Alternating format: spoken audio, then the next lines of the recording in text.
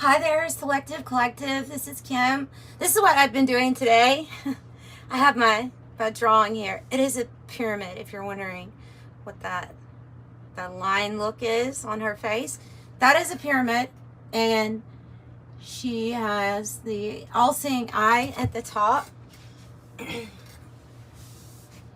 And so it's making me want to talk about hermetics just a little bit, because really, I mean, if you are into tarot, then you have to know that it's derived from modern hermetics.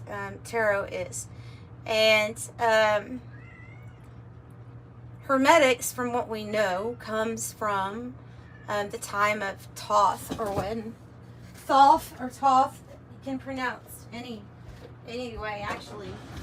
It's pronounced many different ways, but it was it was a god who ruled in Egypt around 320 BC to was worshipped in Egypt from like 320 BC to 30 BC, and in some areas they found on the outskirts or lower Egypt dating all the way back to 6000 BC. And so what does this mean? This means that hermetics, these principles, came before all Abrahamic religions, and that's kind of big, and that's kind of why I myself do not subscribe to any one particular like religion, because a lot of what I would consider suitable to live off of advice wise can come from hermetics and can come from these teachings. You probably have heard of Hermes Trismegistus, and Hermes Trismegistus is, well, what the book, the Kabbalion, the Hermeticus. We have the Emerald Tablets. I'm sure you've heard of those. Those are pretty popular. Actually, those were discovered around 8 and 9 AD, 8th to 9th century AD. So it was much like other types of literature, where it's actually, the literature is found way after it occurred. But presumably these are principles. Hermes was considered the a blend here of the god Hermes and the god Thoth, to pass on wisdom or knowledge from mystery schools. So you get the 7 hermetic principles, actually, and I will probably go over those principles one day, but I just thought maybe I would talk about that a little bit, because that is the study of that stuff. And another popular hermetic philosophy, because there's all these different books that came from those ideas, not exactly from that period, but things like the Law of One with Ra. You've heard of Ra, and supposedly Thoth was the advisor to Ra. So a balance of truth, and the way that I see it, especially in this drawing, is this all-seeing eye, where this type of knowledge, when you delve into it, gives you a greater awareness of what laws are actually in action in the universe, what principles. In that sense, nothing should be a surprise to the person who really understands hermetic philosophy, because you should be able to understand how energy works very well, well enough to the point that they created a card called the Magician, right? And what is the Magician? The Magician is somebody that knows that all of these things are at our disposal, and if we get the right formula going, if we get the right types of energy mixed up, then we can create whatever it is that we want to create. And it won't be a surprise that we manifested what we wanted to manifest. So another, I guess, big thing to point out too is during that time when Thoth was considered a main god in Egypt, you had the Hellenistic period, this 320 BC to 30 BC, where people had a dualistic view for the majority of them, as their religion, meaning that a lot of people at the time thought, I'm separate from you, you're separate from me, the body is separate from the spirit, like everything is separate. And so this philosophy brings in this wisdom of, no, we are all one. Probably the thing I like the best about is the polarity, you know, the coming in with this knowledge where everything is actually one. There's just different poles. So you have a polarity. You have something on this side, you have something on this side. Maybe we can go with the most obvious. You could have good or bad, but they're on the same pole. And so there's going to be this half-truth in just about everything. There's constant balancing out of everything. But that one thing is really not distinct from the other. It is all one. That is part of the philosophy too. And so, yeah, along comes tarot cards using what is interesting about tarot cards, they believe, this is just a theory. This is not something that's concrete, but that there was a lost book of magic from Thoth, and that it was not ever put into a book. It was put into these cards. And so, I don't know, but these cards hold a lot of meaning to me, and that's where I get the meaning from, just to let you know. And as I reread over this literature, I will share with you different types of insights that I always gain from studying that stuff. So, yeah, the High Priestess, the High Priestess. It's all about how you can alchemize things. How you can alchemize. It looks like magical, might look like magic, but and a lot of these things can be really deeply explored, such as the way that they use frequencies, the way that they used sound frequency, even to make things look magical, to make things maybe levitate even, or move. I mean, you could go really deep into the whole rabbit hole of what could possibly be true if this is true, you know. So it's pretty interesting. Anyway, so what kind of tarot read do you want to give our Selective Collective today?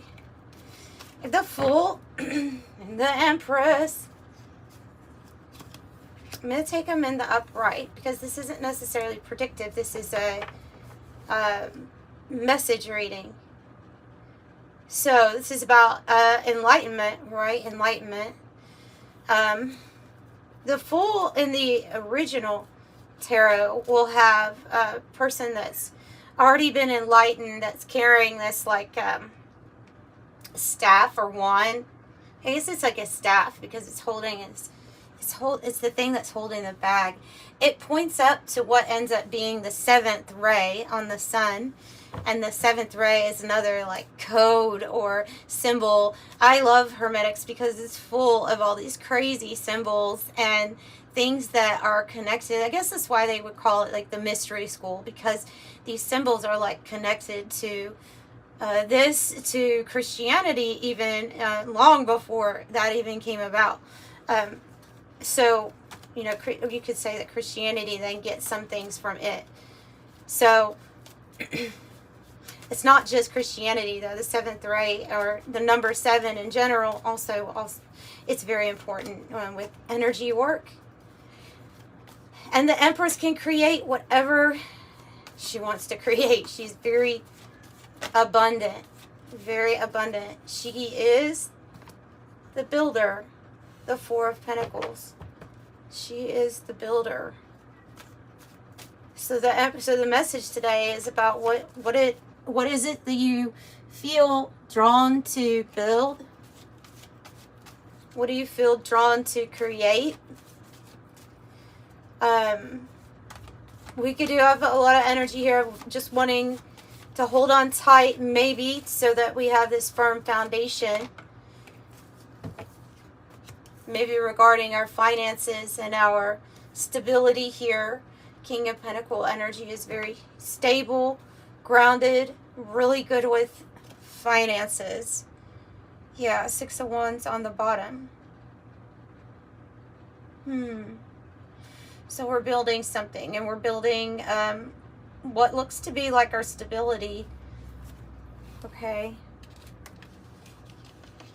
Speaking of that, thank you for who has reached out and gotten private readings from me. That helps me build my stability, and I really appreciate you for that. It just kind of reminded me to do that insert. If you would like one, there's information in the description box.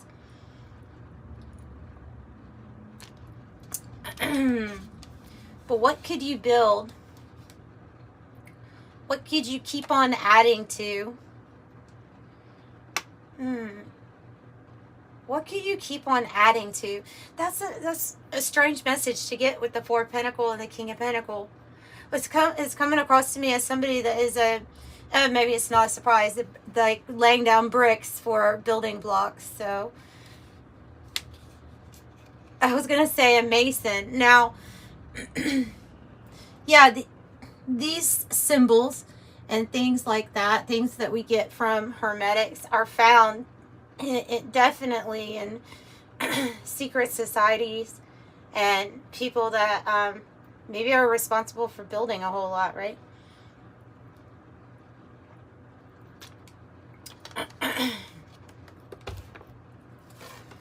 Yeah, okay, so what are you adding to what you already have to build to it? There's something that you already... It's like taking that pearl with us to the new experience. It's like taking the pearl with us to the new experience. You're just adding on. Yeah, you will be celebrating Three of Cups for sure. You will be celebrating. You'll be gathering with the right people. That might be part of this new journey, this thing to take a step out into the unknown here, but using the tools that you have. It shouldn't be a surprise when you manifest what you want to manifest, is what I'm saying. Sometimes we're more into this stuff than we actually even know. Or we apply these principles in our lives more than we know already. The runes are very powerful. The symbols are very powerful. They hold their own energy, their own frequency. Yeah.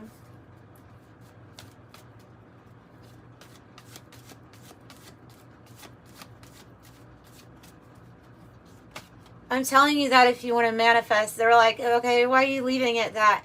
I use my spirit guides, by the way, and my angels to help deliver these messages. And I got, why are you just stopping at that?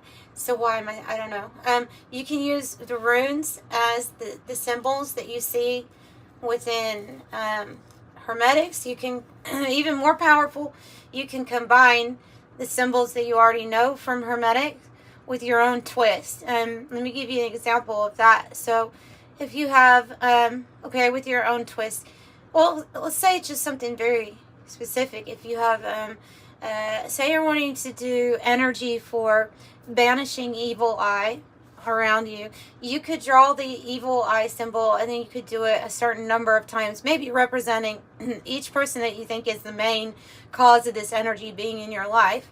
You could put it on a piece of paper and burn down the candle, and then when all it's done, you can bury it, you can burn it, throw the candle stub away when you're done with it. But really, it's the energy that's being created while you're doing it with your intent.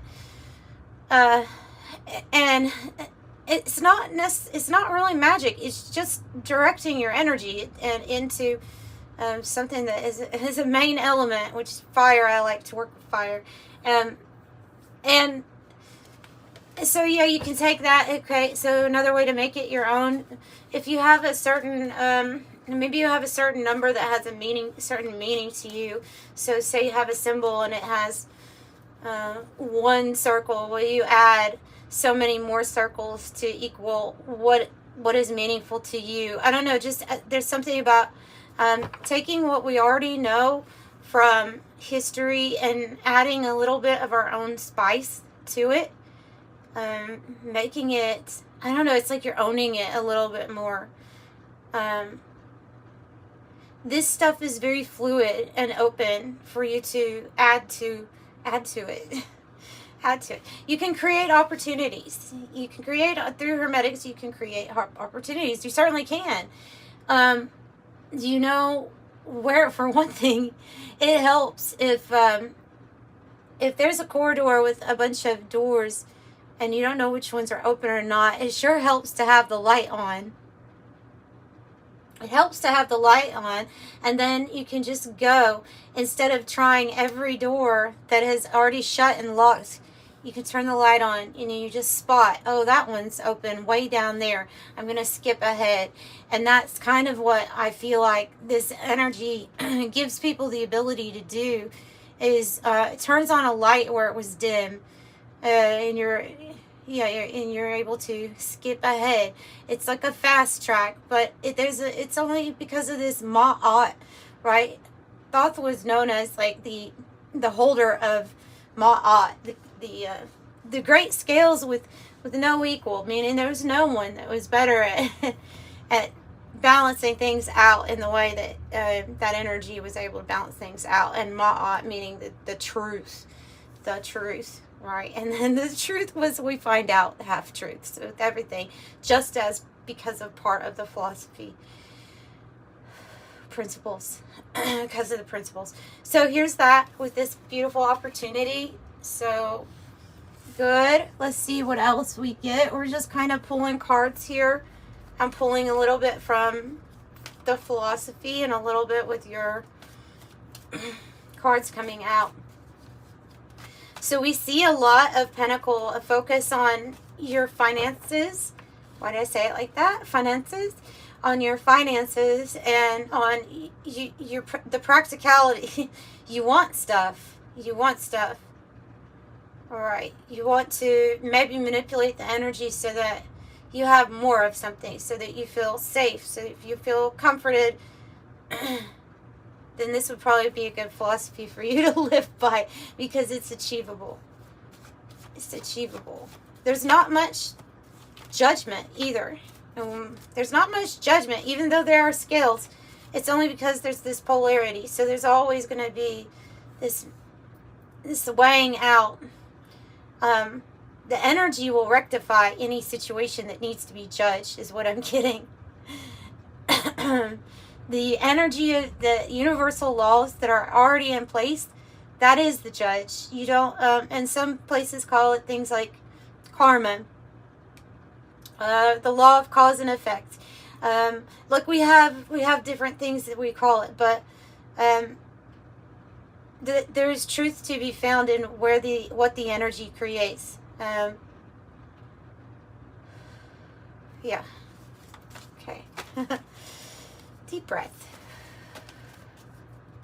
So we're here to create. What is this that you're telling us that we are to create, or that we are going to create? Well, we are going to build something from. All right, the Tower in reverse. I'm thinking the Tower's already fell. Oh. Okay. No, they're saying now is a really good time to build, as things around you are being dismantled and changing. This is a good time for you to seize an opportunity. I'm not talking about an opportunist necessarily. I'm not talking about that kind of a. It's not a taking advantage of. It's finding an opportunity. I don't know. It sounds bad, but there's something about the stuff that's going on around us, and yet we're going to be able to build from this stuff. We're going to be able to build. It's kind of like working with chaos energy, actually, or chaos. I mean, words are words. I get big on the words because I don't like stereotyping things. I don't like it when other people stereotype things. I certainly am very careful to watch that I'm not stereotyping something, right? Or even putting myself out there to have a stereotype. So maybe that's my own guarding mechanisms there. But yeah, I see this as finding an opportunity when everything else is going crazy or chaotic. Look, I'm telling you, when I was, just on my experience with being told that I had this, like, ADD tendencies, well, no, they say, well, so they point that out, but then they're like, you know, you would do really good in like an emergency setting type of job where you have to react really quick, you know. And so maybe if maybe you're special like me, where or you've gotten told that you had ADD or something like that, where it was hard to concentrate, but you certainly could when you wanted to focus. Like, and especially if it's something was immediate and didn't bore you, right? That was me. I didn't think that it was a disorder. I simply thought it takes a lot for this person to get motivated or interested in certain things. I kind of wanted like to learn my own stuff and have more control over things like learning. And what I did, but okay, so anyway, if you're like that, then you might be able to be somebody who can certainly take advantage of when things are chaotic around you, what to do. Especially if you're in a different category. Maybe you're an empath and you've had to deal before you knew about what clairsentience was, or even clairvoyance, before you knew what you were working with. It could have came in as a lot of, oh my goodness, I can't handle my emotions, or oh my goodness, I'm going from this extreme to the other extreme. And then when there's this understanding of the things that maybe there were, for a lot of you, there possibly was no other trigger other than being like in public spaces where energy is high. Or if the energy was chaotic in a home life, then being very triggered at your home. So before knowing what energies you were working with or why you're working with it and what was yours, what wasn't yours, it may have been very hard to even figure out how to, you may have gotten to a point of just accepting, okay, I can't handle my mood or my emotions. This is just something I have. And then you realize, no, it's not. It's what you have as a blessing. It's to be controlled. It's under your control. King of Cups reversed, it makes me feel like that. It makes me feel like there's going to be emotions all over the place. You're going to be feeling hits of this. No matter how good you are at controlling your energy or understanding and interpreting it, can still be a lot to deal with. Yeah. Oh, but I see victory. Here. 6 of Wands. So back to that, though. Any of those things, they're kind of like telling me that the energy is ramping up. The energy is ramping up because there's already things that have fallen, that have been very much so dismantled, that we're not necessarily completely aware of yet, but will be. And you're going to see moods and tempers fly. You're going to see a lot. You're going to see almost a fight for the imbalance. And that's the weird part, is because there was, for a very long time, an imbalance that occurred so that there was a benefit to a certain group.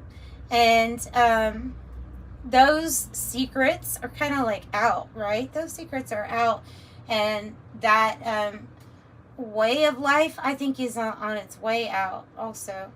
I'm stepping into a golden era here of renaissance, of awakening. And you kind of always wonder during times like this, what's next, right? I don't know. I do. not pre-dooming and not expecting the worst. Just like every time there's a big awakening in consciousness in history, it seems like something happens big, and who knows which way it goes. But I think you're going to be victorious on whatever this full energy is about this new beginning.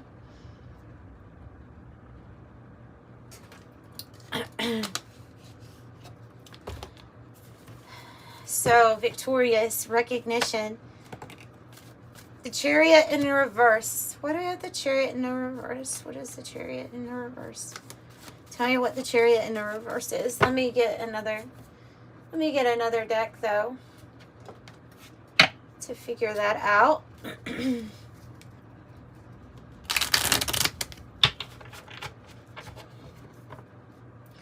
I'm just feeling wobbly with the Chariot in the reverse. I'm feeling a little wobbly.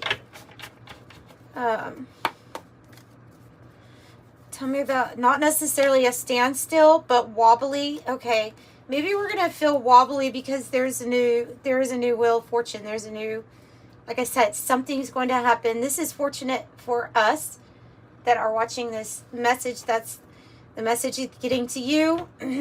So it's for you. So something is going to be fortunate. It might be tied to this pause of something that's not moving forward. A pause. It might be so that we have time to figure out what we want, what we like, and what we dislike. 9 of Cups.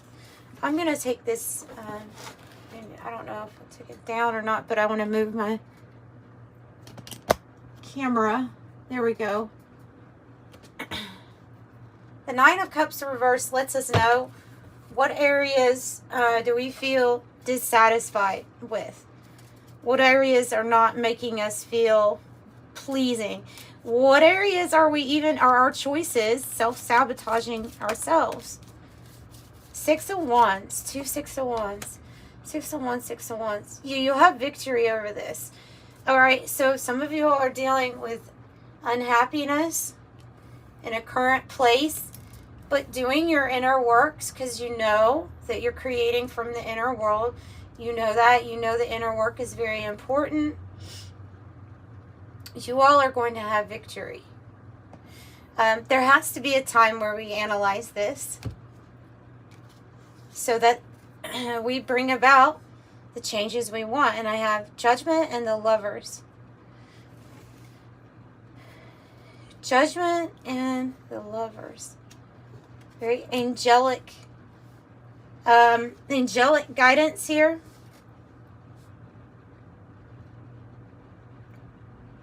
It's kind of like it's like a reborn, an energy of being reborn. A path that gets enlightened, that we are enlightened to. This can be something new since we have the Wheel of Fortune. Tell me what this path is about. What is Judgment about? Freeing yourself. This could be about releasing judgment that you have on yourself. Because I have it's the 8 of Swords sideways. The 8 of Swords sideways. It's like freeing yourself from a mental prison.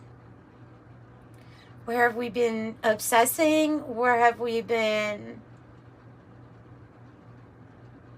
our thoughts not been serving us? If you can see on the picture, I don't know if you can see on the picture, but he has all these knives. You see him, right? Here we go. He has all these knives, but he's clearly in a cement enclosure. Like he's closed in with cement bricks.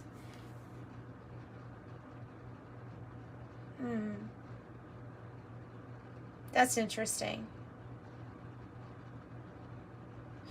And the swords that he's using to get out it's futile, right? Because they're snapping and breaking on the concrete.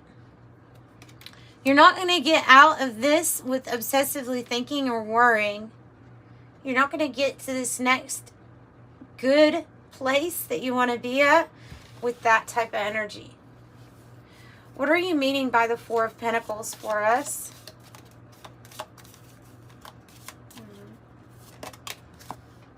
The 8 of Cups. So you have 8, 8. And a very Thoth looking like, or Hermes. Actually looks more like Hermes with the wings. But King of Wands. And the 8 of Cups. Wow. Okay, it's the 8 of Cups.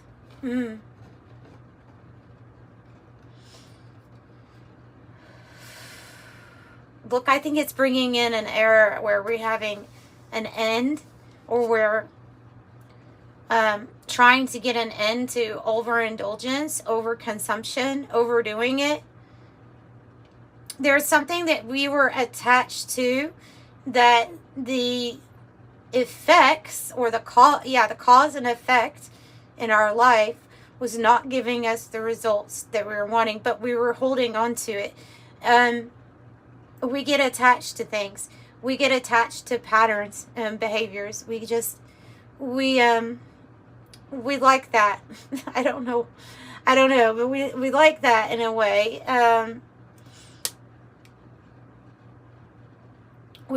Something staying the same, and some type of comfort. But this is like, it wasn't working. It wasn't going to get you to your 9 of Cups.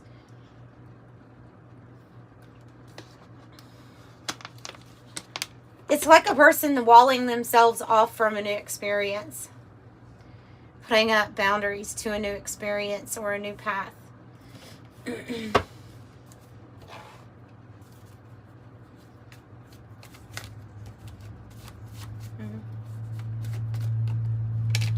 The 10 of Pentacles. Beautiful. Beautiful. So yeah, this reading started off with a lot of focus here on the Pentacles and what we're building.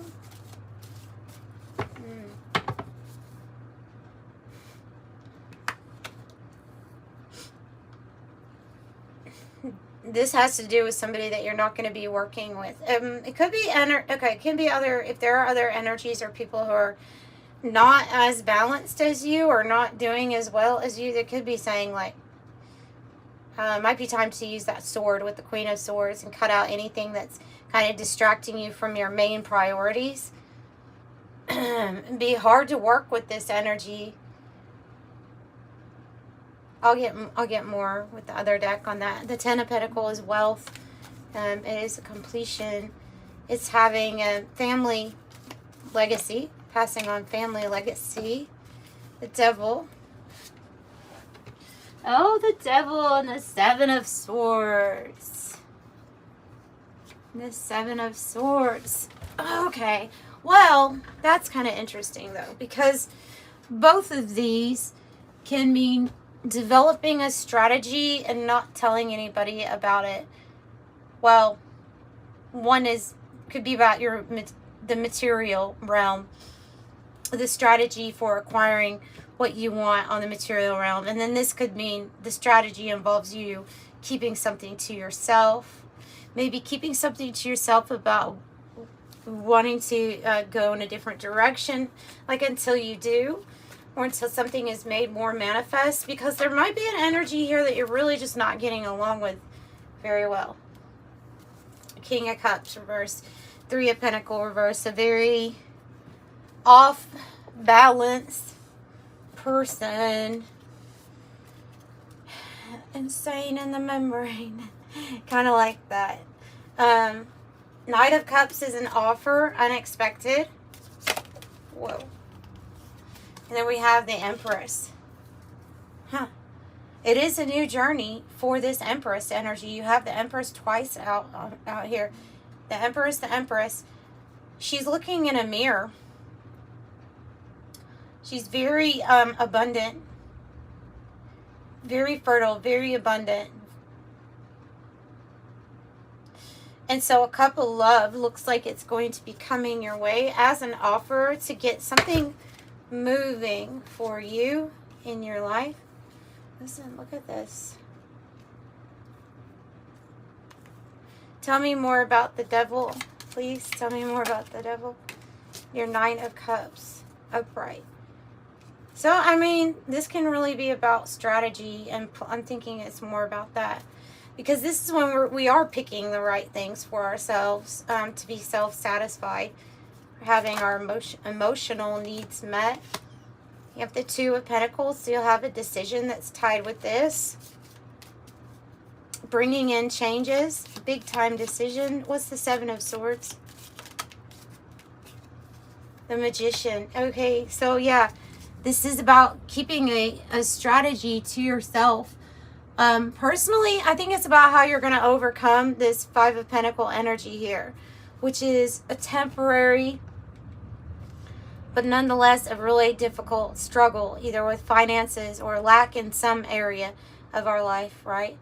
So the Magician is keeping some things to themselves, mainly their strategy, and I do feel like you're going to be led on this path that leads to your wish fulfillment and you manifesting the material things that you're wanting to manifest in life. Like, I see this being extremely good for you. Yeah.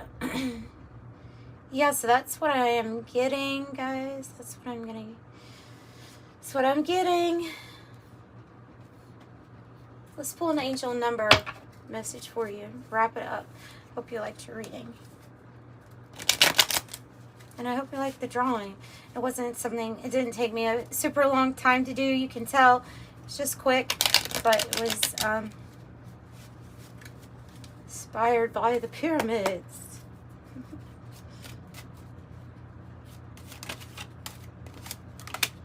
At 3, the number of the Empress. Expression comes naturally to you. You're very skilled at communicating your thoughts through conversation and creative pursuits. You're able to get others on board with your ideas. I am charismatic. 3 to the 4. You bring stability and rationality to any situation. You are the rock, and your hard work and perseverance make you a dependable friend, partner, and colleague. I am stable. 29 says you are highly intuitive and creative. Your mind seems to think in pictures. You draw information and ideas from out of the sky. And you're able to see the oneness of all things. Nice. I am insightful. Yes, you are. 28, I'm a leader. In an effort to accomplish great things, you recognize the value of working with others. You make a capable, compassionate leader who can bring people together and drive a team towards achievements. I am a leader. 13 says, I am confident. You are a conscientious worker with a knack for coming up with creative ideas and turning them into something real. An optimistic but practical outlook keeps you determined and on track as you work steadily towards your goals. 13, I am confident. 66, your guardian angel is teaching you the essence of unconditional love. You are encouraged to have faith that the universe will provide while you're manifesting your inner desires. I am positive. And then we have the mirror to the 31. Your approach to life is an effective mix of both practicality and imagination. Your mind is stirring with creative ideas, and you have the organizational skills to manifest them to life. I am disciplined. And 2, 3, 4. You have a great talent for finding solutions.